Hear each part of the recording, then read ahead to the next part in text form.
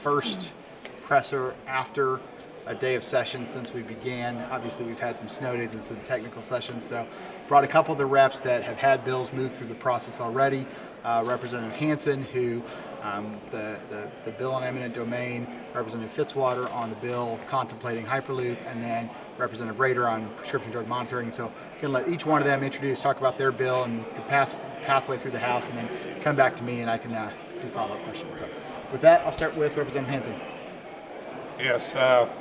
Well, I was fortunate enough to have this bill on the floor and the first bill voted out this year, and we've been working on this for the last 2 or 3 years. I've been involved in this project for like 6 years dealing with these high-powered voltage lines going across the state. So this legislation is just to protect people's personal property rights against a private company wanting to use eminent domain, and that's the bottom line of what we're working on. Any questions for Representative Hansen? Are you optimistic about the Senate? Because that seems to be, at least last year, that was where the problem ran into basically a filibuster. Yeah, I'm more optimistic this year about it. We have 2 bills filed in the Senate by Senator Justin Brown and Senator Cindy O'Loughlin. They have bills, and Senator Brown's bill has had a committee hearing and voted out 6-5. So I've requested my bill to be heard over there in the committee here in the near future, and then we'll decide which one bill maybe we get on the floor in the Senate. But I've requested Senator Brown to carry my bill if it makes it to the floor, or I'd be happy, very happy to see his go on the floor ahead of me. And I would point out last year, Representative Hansen's bill, we didn't really start this process until after spring break of last year. This year's the first bill out of the House, so I think that gives us a little bit more lead time. So. Then Travis Fitzwater, who we third read his bill on Monday, and I'll let him talk about that. Yeah, so just exciting. The speaker put me on the blue ribbon panel this summer for the Hyperloop idea and their studies, and we came up with some thoughts on what we could do to try to encourage them to invest in a certification track in Missouri to bring in tens of millions of dollars in investments. We are in this finalist group, I think the final 10 that they've got in the RFP program, so it gives us a real shot at becoming the place where they try to convince the U.S. Department of Transportation that they're safe and they can install one of these across a longer distance. But the first piece of that was allowing public-private partnerships to go forward and get approval for a project like that in the state of Missouri for a tube transport system. So really glad to see that get third read and sent to the Senate. And as far as I know, tentatively right now, Senator Rowden's going to carry it for me over there, which is obviously really helpful as well. He was on the panel with me and knows it very well, so excited about the momentum for that. What other steps need to be taken to try and encourage that program to come to Missouri? Well, right now I think it's really up to the organization that's looking at RFPs, and that's Virgin Hyperloop One, which has the RFPs out. Kansas City and St. Louis, those areas both had made the finalist list. The final 10, I believe, is the list, and I think I'm being told that soon they're going to come up with the final 3, and hopefully we're in that final 3, and that gives us a real chance to become the site for that certification track, 10 to 15 mile track. Were you concerned after the grain belt bill went through that Hyperloop would tank because of the eminent domain issue? I think that was part of the discussion. That's why I put an amendment on there to protect eminent domain from private property owners. I think it was important, but honestly, I don't think it impacted the bill that much. That's why we passed it with that piece on it to assuage concerns from members of our caucus in particular that had a real issue with being consistent. And so I was happy to put that on there and assuage those concerns and turn a bunch of votes towards it as a result of putting those protections in there. But I don't think it's a part of the discussion with the RFP process. I don't think they're interested in using it for the certification track. Just for the track, the certification track. Would they use it for the full track? That's so far in the future. That's for a future legislature to decide. It's also why we put a sunset on it, 5-year sunset. So in the event that a future legislature wants to discuss what that should look like, or they don't, that comes off the books in 5 years. And Holly Rader with her annual prescription drug monitoring. Yes. So I'm very thankful to leadership, Speaker Haahr and Floor Leader Vescovo. They've had an incredible volume of bills already this year, and to allow us the time that they did yesterday, and moving it through the process so fast in the House when we know that we do still have, of course, the same roadblocks in the Senate. But in speaking with Senate leadership, I'm still hopeful that we can get it across the line. Very thankful again for the time yesterday. I think it was a great debate and discussion, and I'm happy to answer any questions. I'm hearing this may come up for a vote on Monday. Yes. How are you going to overcome the Senate roadblocks? You know, I certainly think that that's for Senate leadership to decide, but I know that after last year, they had hopes of doing some things a little differently this year, so I'm still hopeful that possibly it'll come to the floor early in the Senate and that it'll be allowed the time for a filibuster. You had mentioned yesterday, and you actually got emotional on the floor, you mentioned you had a grandchild that was taken out of a meth lab, and you said Missouri is not the state that's getting it right, the other states have it right. You got pretty emotional talking about that. Well, I don't get emotional very often, but sometimes things just hit me. But, you know, when we were talking about the deaths from illicit drug use and how, and some were saying that the PDMP really increases the death toll, there is no way, after what I have seen, after what I have grown up in, and again, after pulling my baby out of, my grandson out of the environment that he was in when the meth lab was the door was kicked in, and that's when I got my grandson. And for me to see the things that I've seen, there is no way that I would ever be this passionate about a program if it was harming people.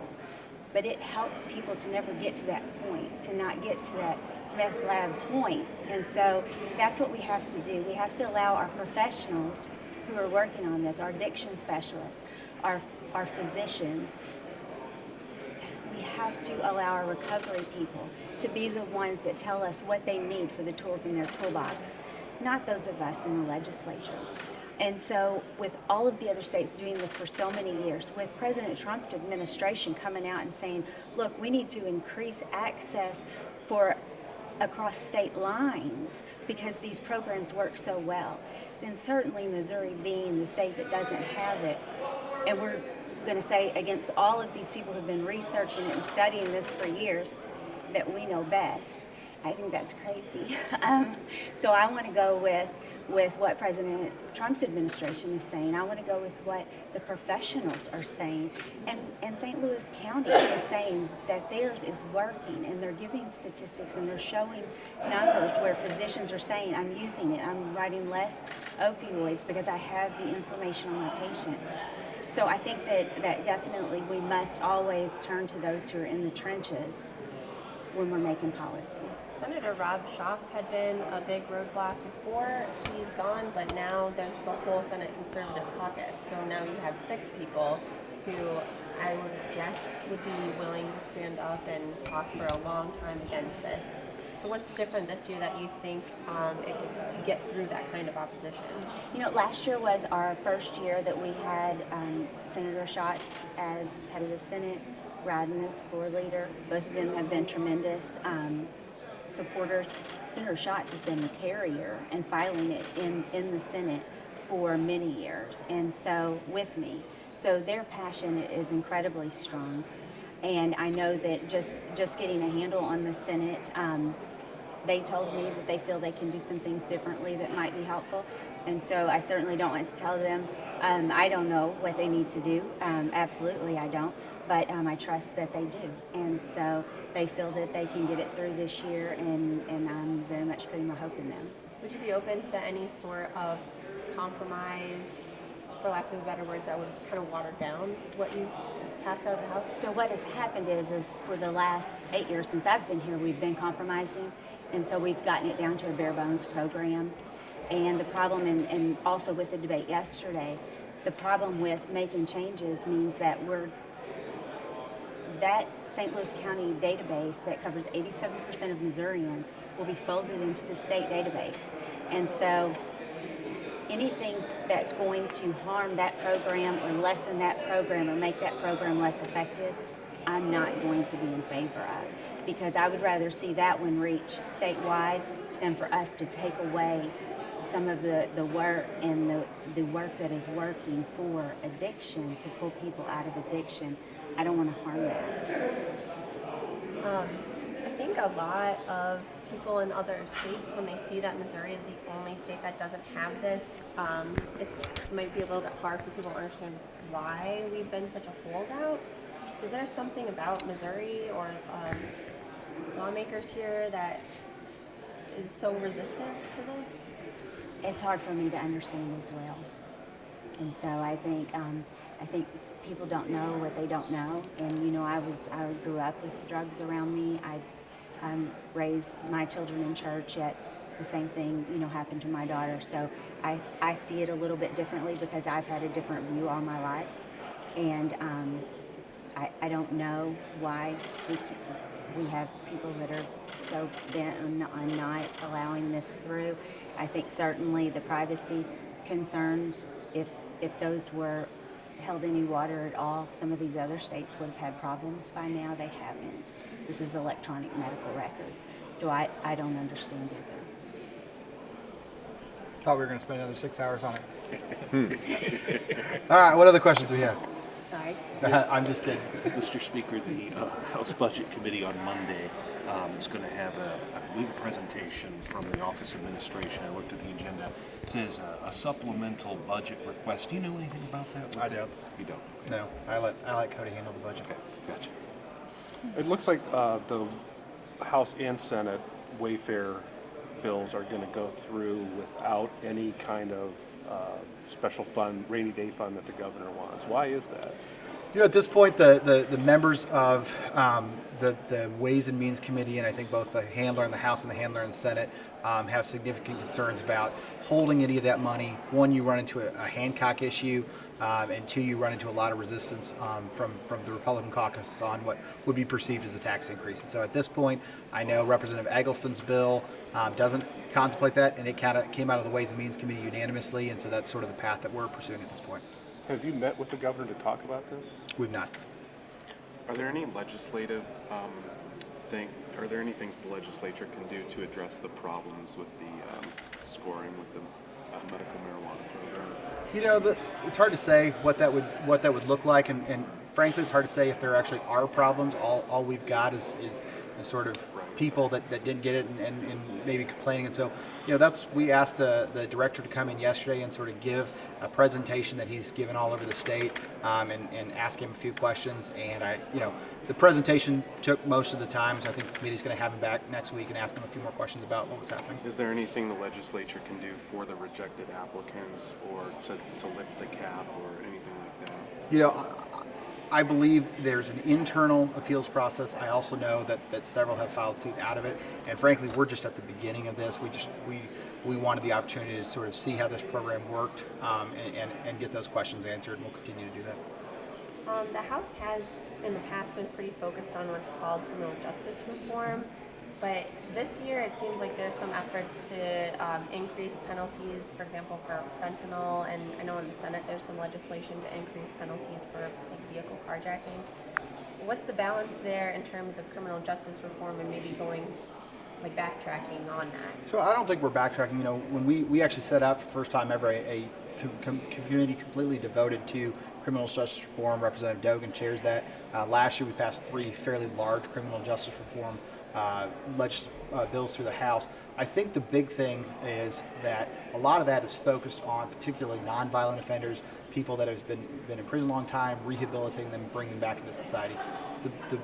The legislation we're focused on this year is a lot of it focuses on violent offenses, particularly that we've seen in St. Louis, Kansas City, and around the state. And so I think you can do both at the same time. You try to rehabilitate those that are coming out of prison, get them back into as active, participating members of society, while also focusing on what I think is a very small niche of people that are causing an outsized group of crime.